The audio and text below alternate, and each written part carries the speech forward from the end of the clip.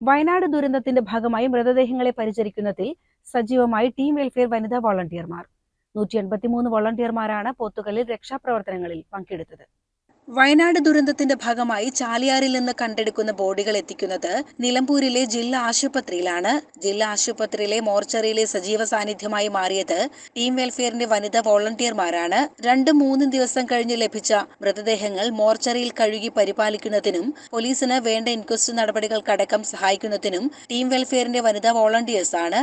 ഫൈസ Karuvarakundu, Fasna Mian, Regina Irumbuliyam, Hasina Wahab, Saleena അന്നാര എന്നിവർ വനിതാ സംഘാടനത്തിന് നേതൃത്വം നൽകി.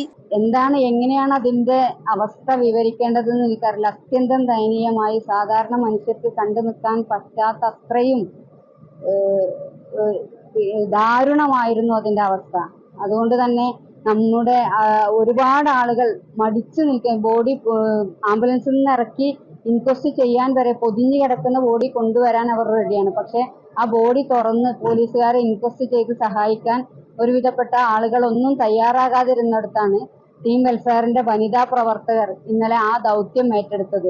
ഇന്നലെ രാത്രി 9 മണി വരെ ഒരു മിനിറ്റ് ഒഴിവില്ലാതെ അല്ലെങ്കിൽ ഒരു സെക്കൻഡ് ഒഴിവില്ലാതെ ബോഡി പാർട്സുകൾ വന്നുകൊണ്ടേയിരിക്കുകയും അത് അവർ വളരെ സമർത്ഥമായി, യാതൊരു മടിയും മറപ്പും വേദനയും കൂടാതെ വളരെ ക്ലിയർ ആയിക്കൊണ്ട് പോലീസിനെ സഹായിച്ചുകൊണ്ട് അവർ ആ ദൗത്യത്തിൽ വളരെ വിജയകരമായി പിന്നിടുകയായിരുന്നു.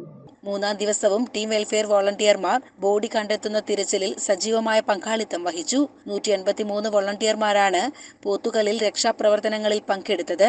പോത്തുകല്ലിലും നിലമ്പൂരിലും സർവീസ് സെന്റർ തുറന്നു പ്രവർത്തിച്ചാണ് പ്രവർത്തനങ്ങൾ ക്രോഡീകരിച്ചത്. CCN പെരിന്തൽമണ്ണ.